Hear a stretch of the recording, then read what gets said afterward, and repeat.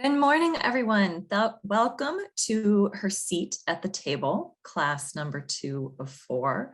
It's my great pleasure to co-host this crash course. I'm Rachel Delphia, the Alan G. and Jane A. Lehman Curator of Decorative Arts and Design at the museum.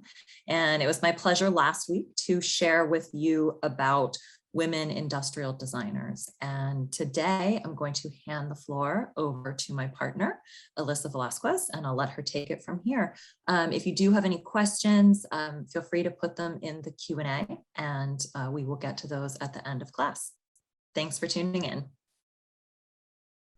Thank you, Rachel, and thank you all. I am coming to you via my desktop computer, so therefore my speakers might not be picking up as much volume as they should, so feel free to put up your volume on your end in case I am not speaking loud enough and you are having a hard time hearing me, but I will try to project via my end.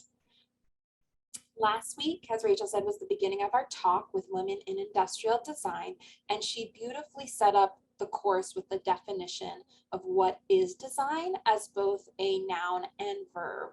The noun focusing on a plan produced or shapes formed, and verb designing the process or creative solving. So both category and activity.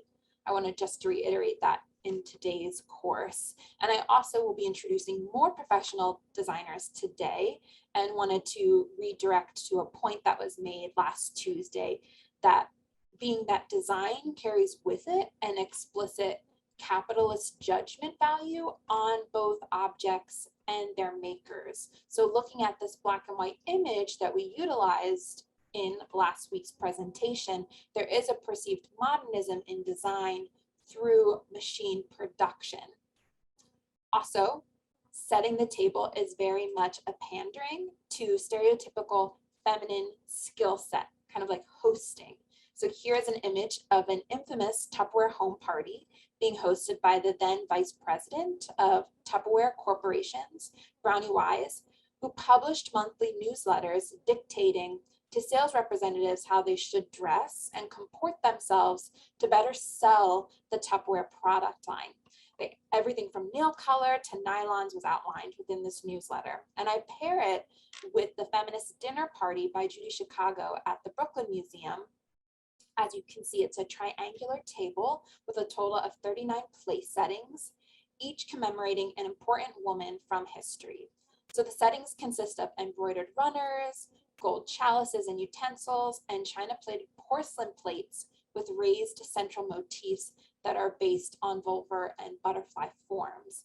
And they're supposed to be rendered in styles appropriate to the individual women being honored. In addition to the place settings, the names of another 999 women are inscribed in gold on the white tile floor below the triangular table. So I bring all this up because I'm sure we all had women in our lives that we would nominate to celebrate at a dinner party of our own making. But what would we put at their place setting? You know, how would the items represent the women that you would want to celebrate, that you are celebrating?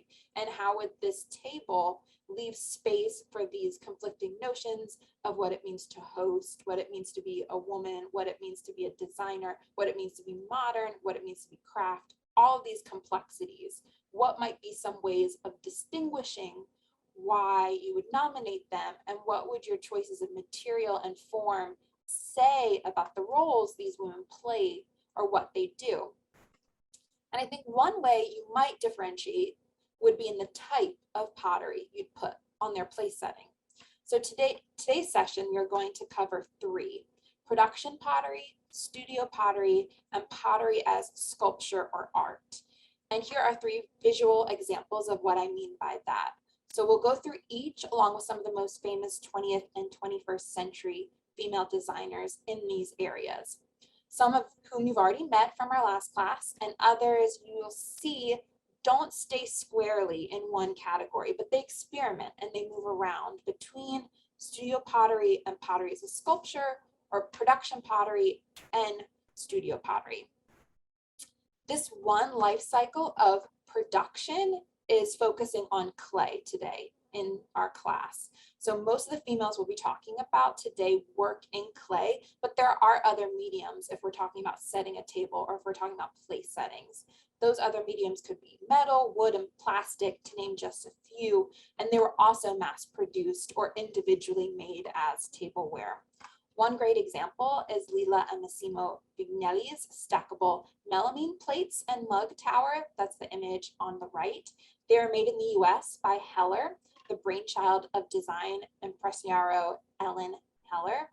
Lila was part of a husband and wife architecture and design duo that collaborated on everything from New York subway signage and maps to Bloomingdale's bags.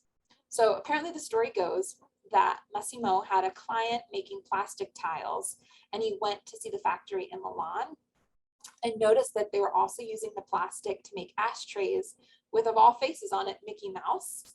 And he thought, can't we make anything better than that? And so he set about designing a set of compact dinnerware.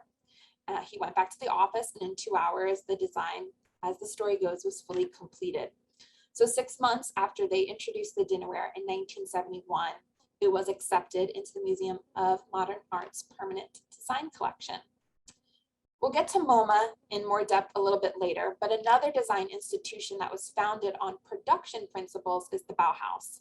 As Rachel referenced, this was a landmark moment in design education. Founded in Weimar in 1919, it would move to Dessau outside Berlin and eventually close in 1933. This German design school was a catalyst for modern design practice that spread across Europe and US as its graduates and faculty fled before World War II. But for all of its modernity, women were almost exclusively channeled into the ceramics and fiber studios. Marion Brandt, however, was one of the few students to break that gender binary barrier and not only work in the metal shop, but eventually run it. In Marion Brandt's own words, she said, "There is no place for a woman in a metal workshop," according to her male peers. How many little hemispheres did I most patiently hammer out of brittle new silver, thinking that was the way it had to be, and beginnings were hard. Brandt began her education in art in 1911 at a private art school in Weimar. She then attended the Bauhaus in Weimar and Dessau from 1923 to 1928, and she took classes from Joseph Albers, Paul Klee, Kandinsky, and Moholy-Nagy. It was Moholy-Nagy who actually recognized Brandt as his best and most ingenious student and encouraged her to apprentice in the school's metal shop. So in May 1928, after producing many metalwork designs, including lighting fixtures for the Bauhaus building in Dessau, which we'll be featuring in next week's class, Brandt was appointed director of the metal workshop. So she left the Bauhaus after earning her diploma in 1928 and went to work in Bauhaus founder Walter Gropius's architectural office in Berlin. While at the Bauhaus, Brandt also experimented with photography. She created photo montages or collages composed of images and texts cut from mass media. In these works, Brandt often reflected the concept of the new woman. As one of only 12 women to work in Bauhaus's metal workshop and the only woman to serve as the head of a male-dominated department, Brandt's new woman was really meant to embody this independent and free individual, not regulated to traditional women's trades, but really a trailblazer of industry and design. So all of those tedious little hemispheres became the basis for Brandt's everyday objects, including the now iconic and astronomically expensive model MT49 teapot, which is just stunning. Another individual from the Bauhaus is Marguerite Friedlander. She was one of the first ceramic apprentices at the Bauhaus when it opened in 1919. More women than men had applied to the school, but few were accepted, and even fewer still were allowed to enroll in three-dimensional art classes. Founder Walter Gropius felt that women naturally thought in 2 dimensions. But undaunted to that stereotype, Friedlander began the first woman in Germany to earn a master potter certification. Still, gender biases contributed to her departure in 1925, where she left for leading an applied art school in Halle, 6 miles northeast of Weimar. So from 1925 to 1933, she headed the Bergenstein porcelain workshop, becoming the first woman to lead a ceramic department there. She was born in France to a German father and British mother. Raised trilingual, she attended high school in Lyon, Berlin, and the British Folkestone School for Girls. In 1914, she studied sculpture at the College of Applied Arts in Berlin, and then 5 years later, Friedlander enrolled at the Bauhaus. So at the end of 1925, she received that appointment to teach at the Berg-Ginstenberg School of Arts and Crafts. In 1930, she married a young Bauhaus ceramic pupil, Franz Weinheim. But the rise of the Nationalist Social Party brought an end to Friedlander's career in Germany. Many of her unornamented dining services remained in production at Berlin's KPM during the Nazi period, albeit her name was not attached. So these vases are archetypical of Bauhaus formal ideals. They were originally manufactured by the KPM in Berlin, and actually vases continue to be produced to this day, whereas here they're in this beautifully rich Celadon porcelain. One of the versions that you can buy today is this elegant spherical and truncated conical form with the color scheme of the Bauhaus. So that slide that I showed with the background and the building with the red and black and gold, you can now get this in a vase. Because of her Jewish heritage, at the onset of World War II, Friedlander and her husband immigrated to the United States. She continued to teach at Oakland's California College of Arts and Crafts, and then founded the artist colony Pond Farm, which is pictured here. So the Pond Farm workshops, as they became known, ran from 1949 to 1952, and it was a collaboration between Marguerite and her husband, and then Gordon Herr and 2 other artist colleagues, the textile artist Trude Germonpes and metal artist Victor Ries. Also collage artist Jean Badar and sculptor Claire Frankenstein also taught at Pond Farm once a week. So in these, they were described as demanding workshops by the students. They were focused on using the Bauhaus style kick wheel. The students were asked to create hundreds of ceramic forms, such as flower pots, bowls, pitchers, cups, and teapots. During the workshops, the students focused on the mastery of process rather than the glazing and firing of wares.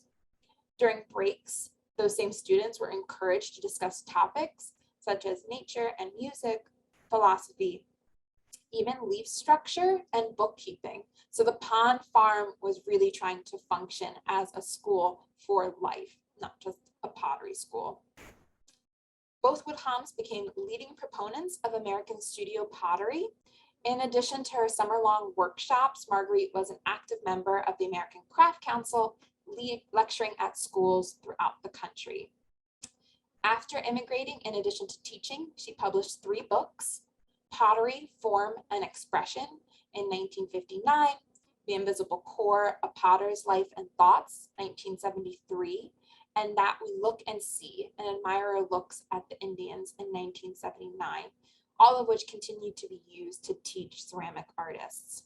Since her death in 1985, the grounds and buildings at Pond Farm have been preserved and are now officially a part of the California State Park System, and Pond Farm is considered a national treasure. So not bad for a pottery studio. But Friedlander is a great example of a woman designer working in both production pottery and studio pottery. Another expat is Eva Zeisel, born Eva Stricker in Budapest in 1906. Her father ran a textile factory and her mother was an outspoken feminist. She was actually one of the first women to earn a doctorate at the University of Budapest. So it was through her mother's urging that Zeisel switched from studying painting at the Hungarian Royal Academy of Fine Art to pursuing the more practical career of ceramicist.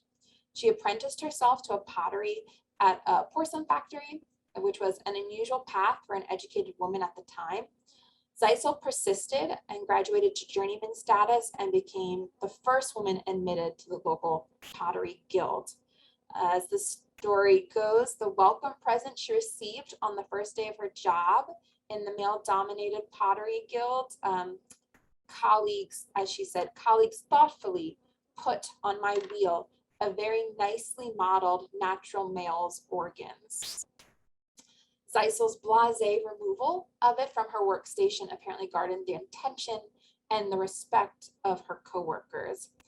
But it was during this time, during her phasing, that her work took on the sensuous, flowing, and bimorphic forms that will continue throughout her career. In 1932, Zeisel moved to Russia, explaining, "It was curiosity that moved me. I wanted to see what was behind the mountain." She found a job working for the communist government as artistic director of the glass and ceramics industries. In May 1936, everything changed. As she says in an interview, at 4 a.m., there was a knock at the door, and so began a different life. She was accused of plotting to assassinate Stalin, and Zeisel was sent to prison for 16 months, 12 of which were in solitary confinement. The accusations were fabricated, and Zeisel never knew who was actually responsible for her release or how that joyous came to be. But in said interview, she also was quoted by, "I haven't seen any colors for a year and a half during that time." And that was the thing that she missed the most. Upon her release, she married Hein Zeisel. They lived in Vienna briefly before the threat of Hitler made them leave for America. In 1942, the Museum of Modern Art and Castleton, China, commissioned Zeisel to create a modern china for mass production. Her resulting designs were featured in MoMA's first one-woman exhibition. Zeisel works have since been sold by Red Wing Pottery, Hall China Company, Crate and Barrel, and Design Within Reach. But a company closer to home was the Bryce brothers. James S. Bryce established his own glassmaking operation with his brothers John and Robert Bryce, as well as Frederick and James McKee in 1850. Founded as Bryce, McKee and Company, this glasshouse manufactured hand-blown and pressed lead glass crystalware. Bryce would partner with Joseph Richards, William T. Hartley, William Walker, and H. Walker before partnering with family members and renaming the business Bryce Brothers Company in 1882. In 1896, the Bryce Brothers Company constructed a new glass factory in Mount Pleasant, PA. So during the 20th century, the Bryce Brothers really specialized in hand-blown glassware, especially colored glassware that was intended for everyday use and sold at moderate price points. So this silhouette line seen here sold for $1 a piece when it was introduced in 1952. The last Bryce descendant to head the company was actually Kirk Redmond Bryce. He served as president until 1953. And then in 1965, Bryce Brothers Company was acquired by Lennox Incorporated. So that's the fate of that company. But these glasses are all from the silhouette line, Zeisel's first line actually of glassware. In the July 1952 issue of Crockery and Glass Journal, the design was said to combine the traditional grace of stemware with the functional simplicity of the tumbler. So while we're on Pittsburgh, there was that female designer Rachel gave a shout out to at the end of our first lecture, and I'd like to spend a little more time on her while we're still discussing primarily production pottery. And that designer is Irene Pazinski. So Irene was born in Pittsburgh's Polish Hill District to immigrant parents in the 1920s. At the time, the expected career for a female graduate of Shenley High School was housewife, but Irene, who demonstrated innate artistic talent, was one of the pioneering women selected to attend Carnegie Tech, where she graduated with a degree in industrial design. In 1950, she was awarded a Fulbright Fellowship to study in France. Schools that she attended include the École de Louvre and Institut des Arts Appliqués and Industrie. Dinnerware and giftware were then produced and decorated by hand, and Irene's study was focused on the translation of handcraft techniques to modern mass production. So with the knowledge of American tastes, Irene subsequently found work with European manufacturers who wanted to enter the expanding post-war US marketplace. She created saleable products that were simple to produce. After about 5 years of being abroad, Irene and her husband, Edmund Pazinski, returned home to Pittsburgh. Irene pitched her first client in a borrowed studio on Walnut Street in Shadyside. After an embarrassing start, apparently Irene couldn't find the light switch when she arrived with the client. A project was awarded and Irene Pazinski Associates was in business. Over the next 40 years, the company expanded from a base of consumer product design to encompass packaging, corporate communications, sign systems, and even interiors. So clients included Lenox China, bringing back Lenox, Libby Glass, Anchor Hunking, Beatrice Foods, the Franklin Mint, and General Nutrition Corporation. Products designed by Irene were produced and sold all over the world, and the company compiled a long list of awards and patents, including the Museum of Modern Art, Cooper Hewitt and Corning Museums, and the Smithsonian. The sign system developed for the Pittsburgh International Airport by Irene has been ranked #1 in the country since the airport opened. And a favorite achievement of hers while she was still alive was her inclusion in the Guinness Book World of Records. She even represented the United States in 1976 in an international design workshop as a guest of the Hong Kong government and the Hong Kong Industrial Design Association. She was a designer, as I said, in housewares and gift fields, but also taught part-time in design fundamentals at Carnegie Institute of Technology, with the occasional table fashion show at Kaufman's 7th floor. So this image on the right, it describes the ladle as being an opportunity to develop a new kitchen utensil, being rare, but the exploration of the pasta market created a need for a gathering serving utensil, which could announce its uniqueness by being asymmetrical. So within that, you have market, you have need, you have solution, and new design. So check, check, check, check. And I've mentioned MoMA enough times now, and even Kaufman, that I think it's worth stopping to pay homage to that important design institution and the legacy of the Good Design program in today's session.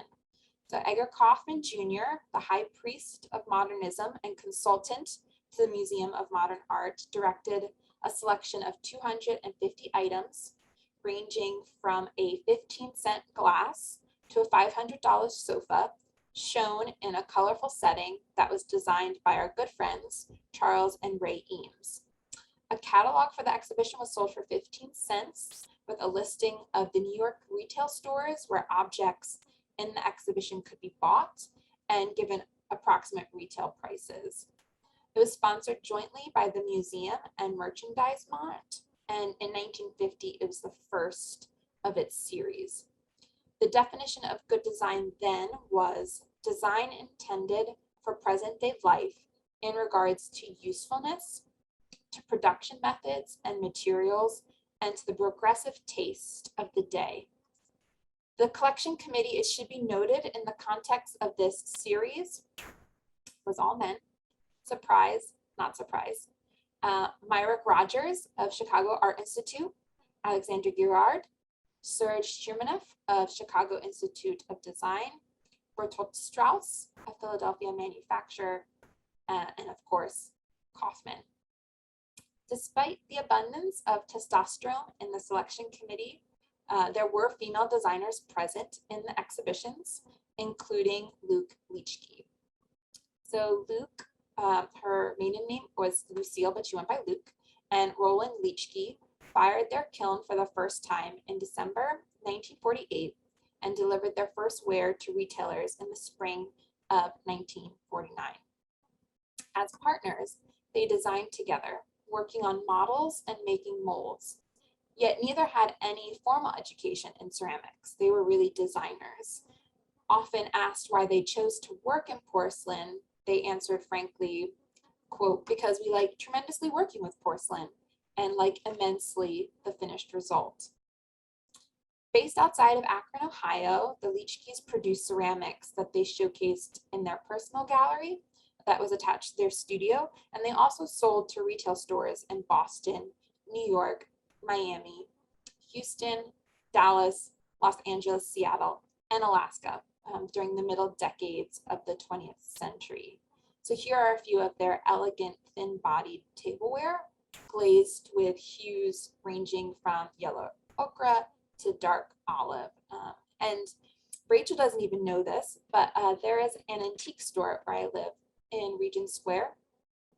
And when I was nesting during the pandemic, I frequently would stop into Les Mix, which is the name. And down in their basement area, I saw this vase with the most wonderful, because we love superlatives in art, purple glaze, similar to the third cup from the right in this image. But under certain light, it's almost black. And I turned it over while I was at Les Mix, and wouldn't you know, underneath it, it said Leachkey porcelains. So discovered right after this collection of gifts was made to the museum. I bought it, and it's one of my most prized possessions, though relatively speaking, since we're still discussing pottery, production pottery, it's probably not necessarily terribly unique. But I love it, and it was just very serendipitous that it came after being introduced to Luke. Luke herself is an extremely unique figure in industrial design. Aside from her collaborative work with Roland, Luke served as curator of industrial design at the Akron Art Institute, developing their art and use department. In 1946 and 1947, with support from the Institute's director, she staged 4 exhibitions dealing with products and furniture for the home. The last of these was Useful Objects for the Home and showcased 200 products for everyday use, complete with the designer's name, manufacturer, and retailer, and included designs by Pittsburgh's Peter Miller Monk Associates.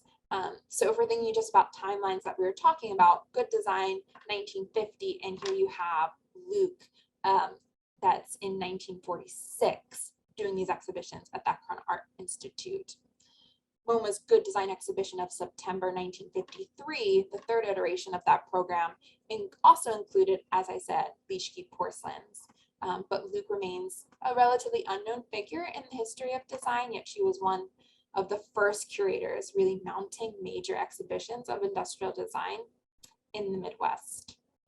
So in addition to that streamlined form and glaze that we spent some time gawking at, Luke and Roland also worked on housewares with more arresting geometric patterns and dense cylindrical bodies, producing a strikingly original body of ceramic ware. So slightly different from the previous slide, which demonstrates a mid-century design duo working within production pottery, but as this slide then follows, it shows that they effectively bridged that production and art pottery, which also makes for a great segue to another studio potter, Beatrice Wood. As Beatrice said in an interview, "I never meant to become a potter." Beatrice later offered in life, "It happened very accidentally." She said, "I could sell pottery because when I ran away from home, I was without any money. And so I became a potter." Before discovering her love of clay, Wood explored painting, drawing, writing, and acting. After studying painting at the Académie Julian in Paris, Wood returned to her native New York City in 1911 to join the theater scene. At the time, she also became a member of the avant-garde New York Dada art group. A lot of people consider her the Madame of Dada, or the Mama of Dada.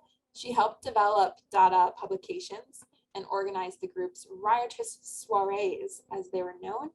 She also exhibited her lyrical paintings and drawings at Dada exhibitions.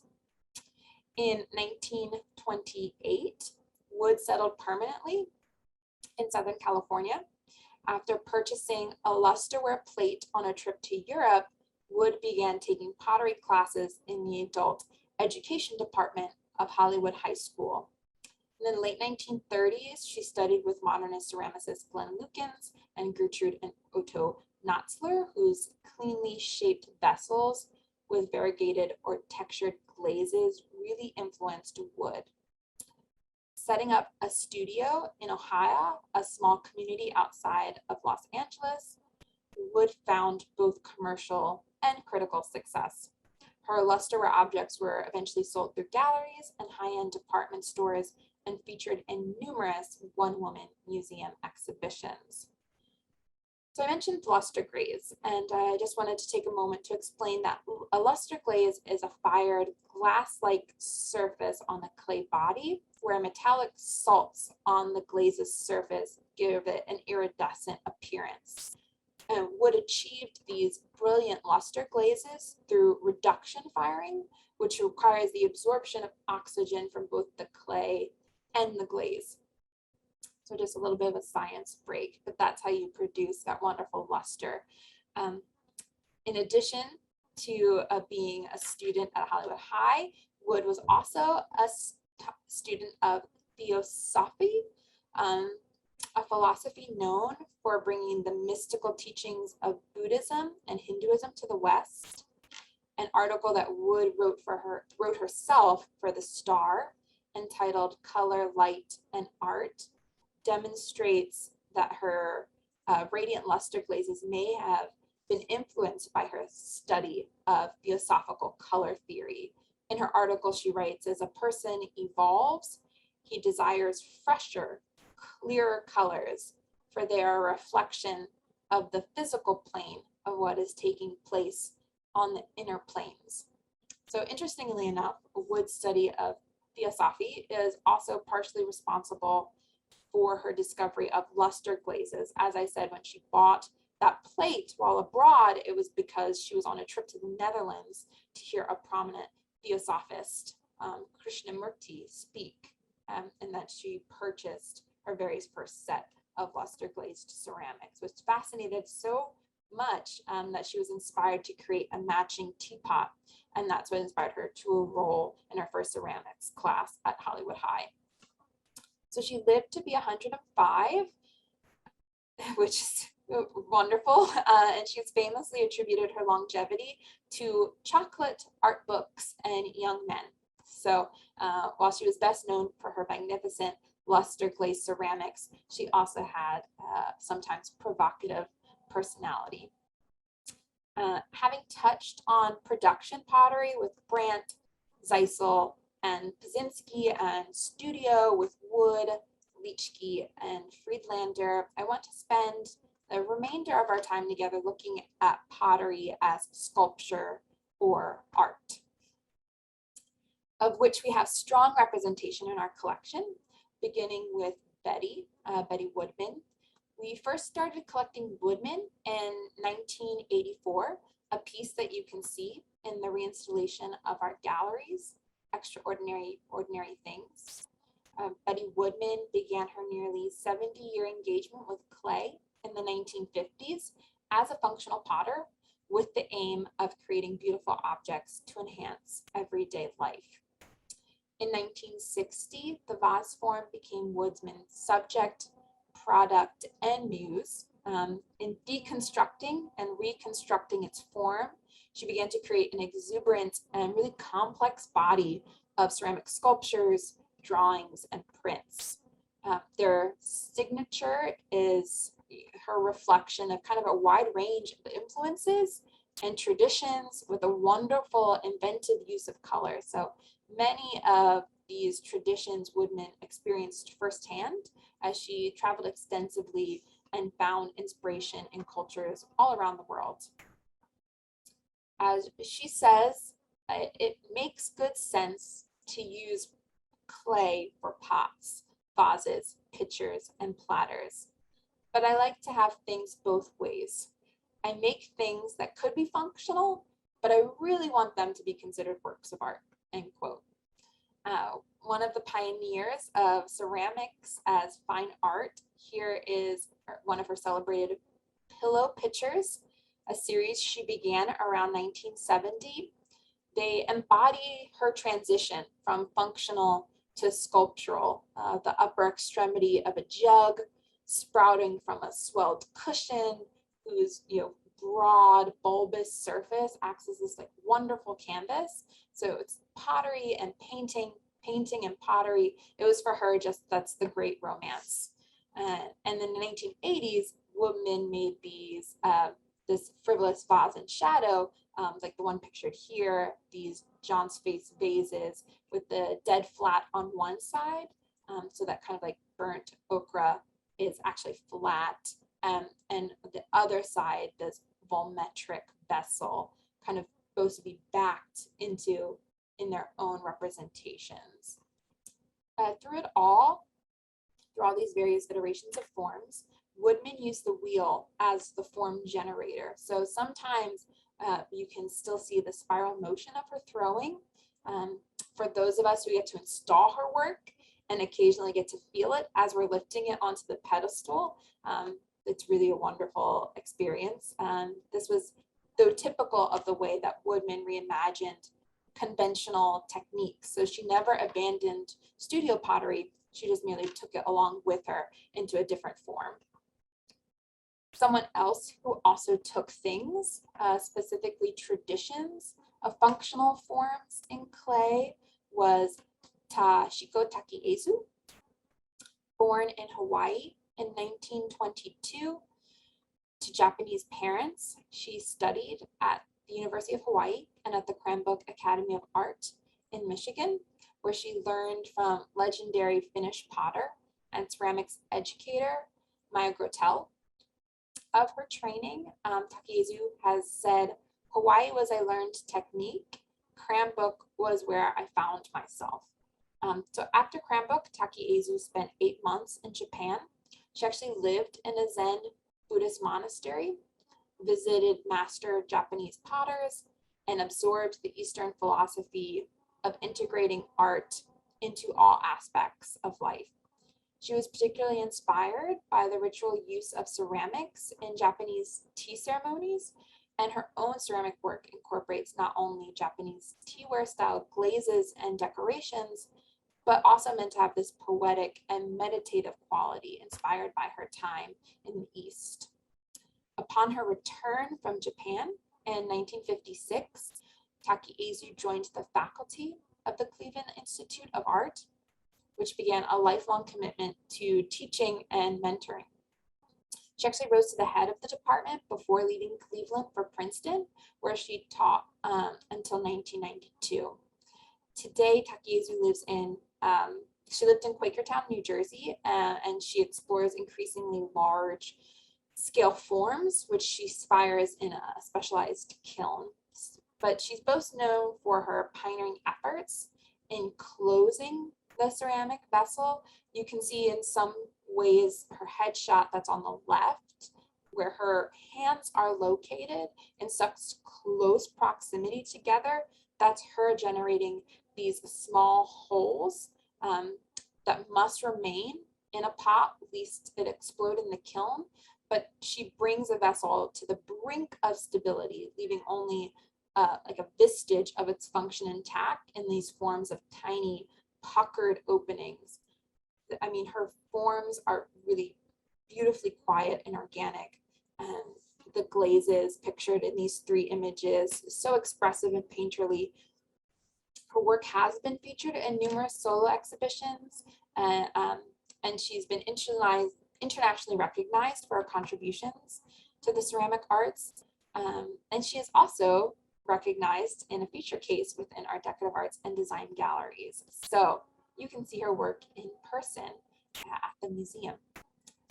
Another sculpture potter's work you can see in person at CMOA is Beate Kuhn, who is an incomparable German ceramicist known for her rhythmic sculptural ensembles of deconstructed potted forms, such as discs, cylinders, cones, and spheres. She is recognized individually for a prolific career that spanned 6 decades, and as a member of the London group of 6 German ceramicists. Beate Kuhn was born in Dusseldorf in 1927 and raised in an artistic family. So her rhythmic, elastic creations really testify to the influence of her parents' vocations, which were pianist and sculptor. The young Kuhn devoured art, attending lectures, concerts, and exhibitions. After 2 years of studying art history at the University of Freiburg, Kuhn switched to clay. So from 1949 to 1951, she attended the Werkstattschule Wunschbahn, where she learned to throw on the wheel. Her professors had been pupils, actually, of the master Bauhaus potter Otto Lindig. And from 1951 to 1953, she continued her ceramic studies. And then with her fellow potter, Carl Schneeg, she took over the ceramic studio in 1953. She worked there until 1957 when her brother designed for her a home and studio in Dudesheim. So nice of her brother to do that, where she spent the rest of her life and career working closely alongside both of her fellow potters at the school. And in 1957, she had her first solo exhibition in Milan at the gallery of Adriano Totti, with an installation actually designed by Sozza. So her ceramics from this period merged functional forms, vases, cups, or plates, with abstractly decorated surfaces that were really in step with modern painting. Her asymmetric and biformic forms show the influence of contemporary sculpture as well as that of pre-Columbian pottery from Peru. But by the early 1960s, Kuhn's work underwent a shift away from functional vessels. You can almost see it in the photo in the center, Lidded Vessel 1955. So that is some of her earlier work, and then shifting away from that functional that has a top and one could potentially use that as a storage container, to more sculptural objects such as the architectural group that you see on the right, that wonderful large grouping of tall cylindrical forms joined together in their center bodily areas. But the visual language of potting still remains vital, even within the architectural group. You can in some ways see that influence. And I see there's a few things in the chat. So before we get to Viola Frey, I might just see if there's any questions or if they're mostly wonderful comments by colleagues. Yes. Yay to chocolate art books and young men. Oh no, that's a great point, Rachel. Thank you. That the museum got to work directly with Takeizu to select works for the collection before she passed away in 2011. Yes. And thank you, Kate, for your comment. So Viola Frey, whether because of Viola's gender or the vast variety of her output, or both, a claim comparable to her contemporaries at the time that Frey was working really eluded her, despite the frequent exhibitions of her work. And even after her timeline, I think it was slow recognition for Frey, but she was part of the 1960s and 1970s revolution in ceramic sculpture that gave us, you think of Ken Bryce's slick biomorphic forms and Ron Nagel's psychedelic fetish objects, as well as Robert Arnson's representational meditations on masculinity. Like all of these artists, Frey helped change notions that ceramics was inherently a medium for craft and not art. So again, we come back to one of the first slides in this presentation, but also a topic that Rachel broached in our first session that I think we'll continue to come back to in our third and fourth sessions, this division between design and craft, and how that came to be from the historical point that Rachel brought up, and how that continues into the various fields, whether it be tableware, whether it be lighting, or whether it be furniture. That it is a persistent dialogue and one that is being really talked about, I think, more openly now, and how the interdisciplinary demarcating doesn't necessarily really work anymore. And especially you have artists such as Viola Frey and other individuals that we'll be talking about and individuals that we talked prior to Viola Frey that don't like to stay within one field or be described as a craft or as a designer, but considers them both and enjoy playing in both sandboxes, and that there's a lot to be gained from doing that interdisciplinary work and creating these wonderful objects that are inspired by multiple, not just cultures and time periods, but also by different disciplines, by production, by studio, by also sculpture. So that's my quick soapbox on that. But at the start of her career, Frey received a scholarship to attend the California College of Arts and Crafts, which is now known as California College of the Arts, in 1956. After completing her BFA, Frey then attended Tulane University to pursue her graduate degree. And while there, she notably studied under visiting artist Mark Rothko. After earning her MFA, Frey worked in the Museum of Modern Art's business offices and actually later in Macy's accounting department, just to help to sustain her practice. And then she later began teaching a career at the California College of Art in 1964. Unlike Frey, who took inspiration from people in her art, Annetta Regal brings a strong attention to nature, specifically rocks. So rejecting the traditional idea of potter, Anita Regal considers herself a ceramic sculptor in perfect symbiosis with the pieces of nature she creates. So Regal believes that her work should be abstract, creating a kind of equivalence to the natural world, rather than trying to explicitly describe it. Moving away from functional sculpture, Anita Regal is distinguished in her approach and practice of ceramics. Even if elements and shapes observed in nature dictate her creative approach, Regal says creating objects which doesn't exist in a way, neither living or manufactured, but which translate feelings and proper states to nature and to my own experience is my goal. So Anita Regal was born in 1976 in Poland, where she graduated from Royal College of Art in 2006 in glass and ceramic.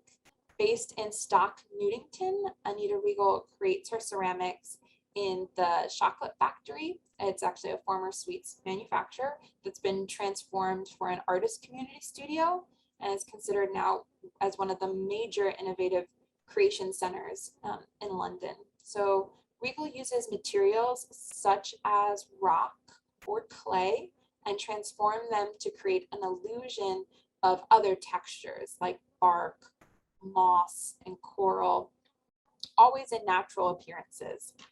Her work mostly remain unvarnished and only partly colored, as you can see in the image on the left, adding a dynamic tension between power and finesse to her work. In addition to clay and slight layering of glaze, Regal also uses volcanic rock materials, balsa, granite, and feldspar to form the main body of her pieces, which you can somewhat see in the image on the left. So it's resulting in these really visually complex surfaces and textures. Now, going back almost 100 years ago, with our jaunt into pottery as sculpture and art, another pioneering woman was Adelaide Alsop Ribot, born in 1865 in Middleton, Connecticut. As a young woman, she became interested in the hand-painted china, which was a wildly popular hobby following the Centennial Exhibition in Philadelphia in 1876.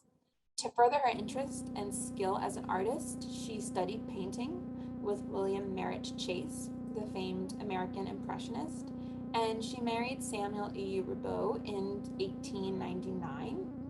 Also, that same year, the couple launched Ceramic Studio, a pioneering periodical for ceramic artists and potters. The Roubaud's became interested in the medium, and Adelaide herself started studying at Alfred University. She was an unusual woman for her day, having already established her reputation as a China painter and a publisher with the periodical between her and her husband, and artist, having taken classes. By the time then she began making her first ceramics in 1902, after all of those additional accolades and work within the field. She was also a mother of 3 children, and she taught on the staffs of both Syracuse University and the People's University of the American Women's League. She is best known for the scarab vase, also known as the apotheosis of the toiler, pictured here. She spent over 1,000 hours carving this immense and stunning vase. The vase was created as part of a project to publicize the Young People's University in 1910. The People's University in University City was near Jefferson, Missouri. They had encouraged its staff to create, as they said, a grand public statement in clay. And the scarab vase was Roubaud's contribution to the program, and a year later, it won the grand prize in pottery at the Turin International Exhibition. So the scarab beetle, the major motif of the vase, which is in the center diamond, the center like triangular shape, there's a scarab in the center of that. The scarab is a sacred ancient Egyptian as a symbol of the cycle of day and life, night and death, and immortality. Also known as the dung beetle, the scarab pushes a ball of dung to close the entrance to its chamber each night. As it emerges for the day, the ball of dung is then pushed aside. So this is why that came to be a symbol of day and death and night and life and immortality, because the emergence of the sun from the horizon as it rises each morning, and the setting of the sun as it disappears into the earth each night. The alternate title, the apotheosis of the toiler, refers to all the unknown craftsmen of the world who labor on their craft, just as she had done in carving this piece. So in a sense, her aim was with this piece to place the craftsman or woman in his or her proper place, to elevate craftspeople, perhaps not to the state of a god, but at least equal to that. So the story of this was when the vase came out of the kiln, apparently there were several small cracks in the work, and her teacher at the time advised her to discard it completely and begin again, as it appeared irreparable. But instead, she spent hours grinding bisque into a paste and powdered glaze and filled the cracks, each one of those hairline cracks. Then she reglazed and finished the piece, and it emerged at the second kiln, it completely intact with no signs of the repairs of the artist. So she persevered in the face of adversity. The Arts and Antique magazine, in its March 2000 issue feature article, Top Treasures of the Century, actually designated this work as the most important piece of American ceramics of the last 100 years. And so that was in March 2000. Just a quick reference to the photo that's beside it on the left. That was taken on April 4th, 1910. The first kiln of high fire porcelain when it was fired at the Art Academy of the People's University, so of which this vase would have come out of. This was in commemoration of the first firing. So the artists gathered for the photograph include, if we're going from left to right, the second individual from left is her husband, Samuel. He's wearing the suit with the vest, the jacket, and the bow tie. And then Adelaide, she would be fourth from left. So she is the individual with the garment with the buttons, not quite center, but a little bit off to the side in the doorway. Traveling back to the present, I want to end on Magdalena Adundo. Adundo was born in 1950 in Nairobi, Kenya, before she moved to Britain in 1971. She originally studied graphic design at Cambridge College, but then switched to ceramics at the West Surrey College of Art and Design, and later completed a master's degree in the subject at the Royal College of Art. Adundo's ceramic work draws on a wide variety of traditions, from ancient Greek and sub-Saharan African pottery traditions to European modernist sculpture. Adundo's work has also always centered around the representation of the female body through the medium of clay. The uniqueness of Adundo's forms, usually in this expressive, abstract nature of her ceramics, with this mix of sensual and emotional quality with her techniques. The artist works typically with terracotta, made from smooth red clay mixed with a sandy yellow clay, and her forms are actually hand built using a coil technique. So where you roll coils of clay and build the piece by placing them on top of one another before then molding them together. The pots are fired in a gas kiln, firstly in an oxidizing atmosphere, so turning the vessel a bright red orange, and often a second time enclosing with wood chips and shavings, so that the combustion of the wood fuel causes the clay to turn black. And I think this image is a really great example of, you get to see the interior of some of those forefront vessels being that orange clay, that bright orange, red orange, and then the exterior, what happens with that second firing, the clay turning black. As the process is not fully predictable, the blackened surface frequently has a high variation in color, giving a wonderful distinctive quality to Adundo's vessels. And you can see that with the vessel all the way to the left, both in the background and in the foreground, and in the two vessels, also in the background more towards the right. Adundo's forms are frequently described as vessels or containers, despite their lack of functionality. In many ways, they are sculptures, expanding the formal vocabulary of ceramics. Her synthesis of ceramic techniques from Greece and Nigeria to Mexico, Britain, China, and beyond makes the work both universal and unique. As a student under British colonialism, Adundo was taught next to nothing about African cultural history. It wasn't really until she arrived in England that she fully understood how influential its art making traditions were in the West, because as she said, quote, "It had been denied in my early education. I had to seek it. And in seeking it, today I'm who I am." And now you know who she is too. And I'd like to give her actually the last word. So if technology will be kind to me, I am going to stop sharing on one screen. And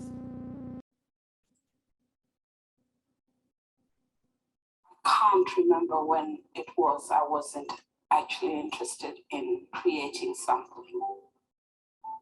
This particular journey of discovery within the ceramic world really started a year or so after I arrived in this country, which was probably about 1972-73.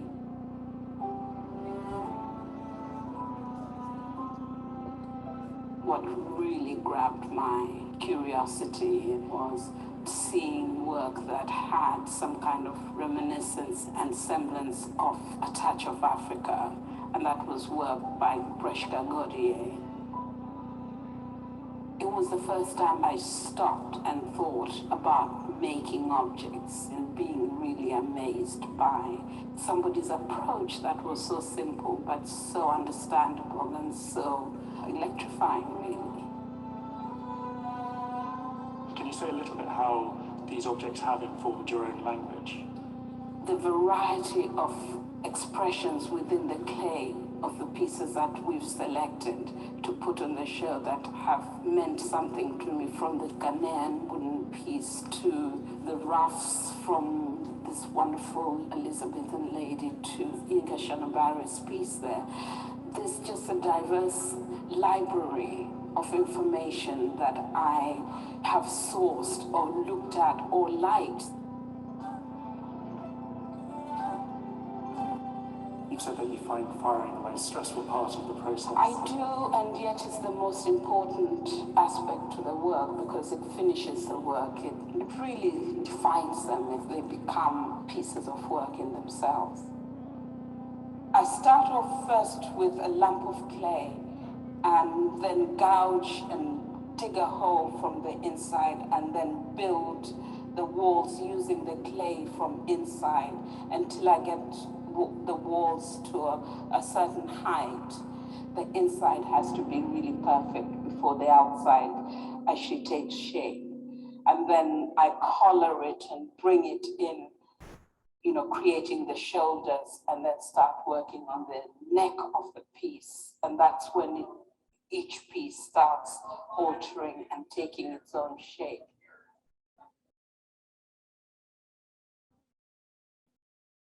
I've always been interested in how the human body can contort itself into so many different positions. It's that flexibility that the human body has that is strangely akin to clay, which is a very pliable material, but also flexible material.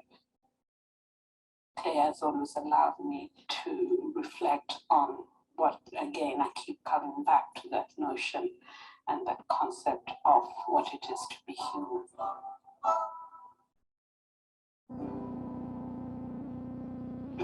That's it.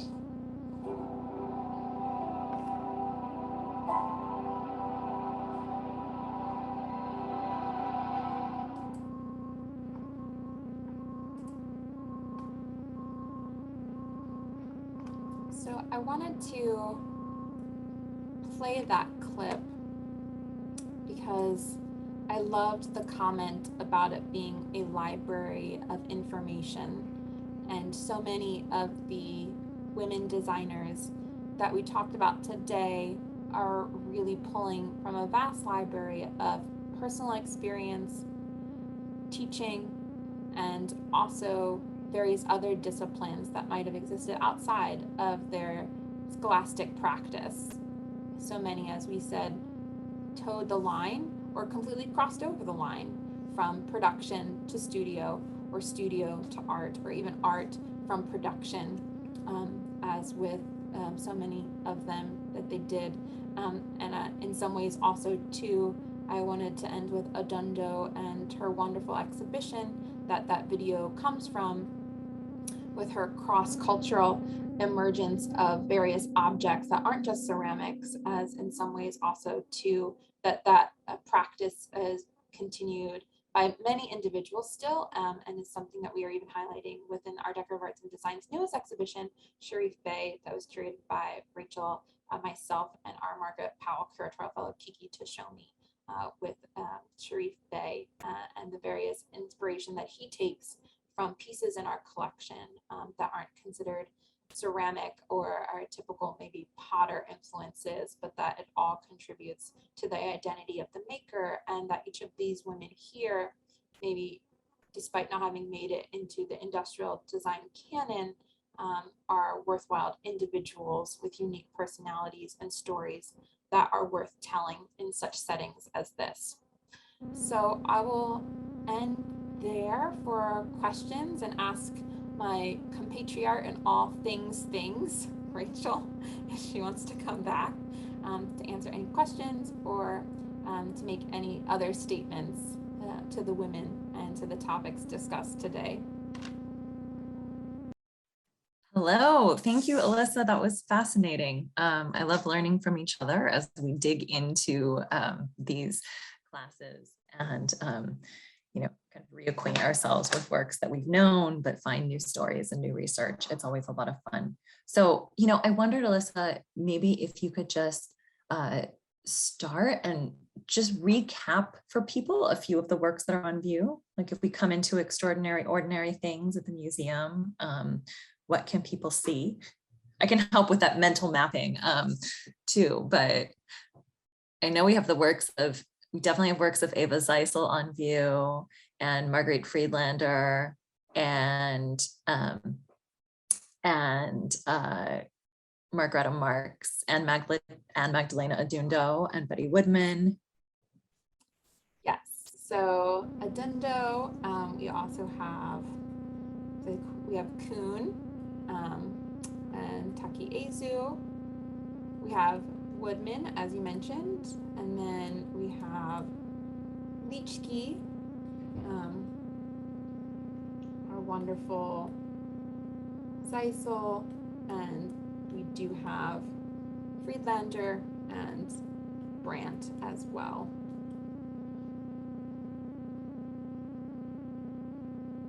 Yeah, if you have questions, go ahead and drop them into the Q&A. Ceramics are really a huge part of our team's collection. We have several thousand ceramics in the Decorative Arts and Design collection, which is, it's been a long time since I've run this formal count, but it might be between a quarter and a third of the entire collection. So it's an area where we have a lot of strength. Lucy put a note in the comment, but I wanted to make sure that everyone also realized that the museum's In the Moment program for individuals with Alzheimer's or dementia was started and based on a program that Eva Zeisel's son did, and at the Museum of Modern Art. And so he actually worked with Lucy to put together that program. And, I also mentioned that we were able to work with Toshiko Takiezu to pick works for the collection. We also were very fortunate. Alyssa talked about the scarab vase, that incredible vase by Adelaide Robineau. And there was a descendant of Robineau's family who lived here in Pittsburgh, who left a number of works to our museum. So although the scarab vase is in Syracuse at the Everson Museum, we're really lucky to have her work in the collection as well. So it's a great strength of the collection, and it's definitely a place where women really shine. So it's we're proud of that and happy to share it. All right, no questions. Let's see, we have something in the message. Well, thank you for the presentation. Thank you for joining us. Well, if there are no more questions for today, be sure to tune in next week. And we're going to delve into the subject of women who designed lighting. This is another area where we have some strength as well as strength on view. So it will be a lot of fun. There's more remarkable individuals to learn about. Thank you all. I really appreciate your participation and your presence in the room. And yes, as Rachel said, we'll see you next week for more wonderful women. Have a great afternoon.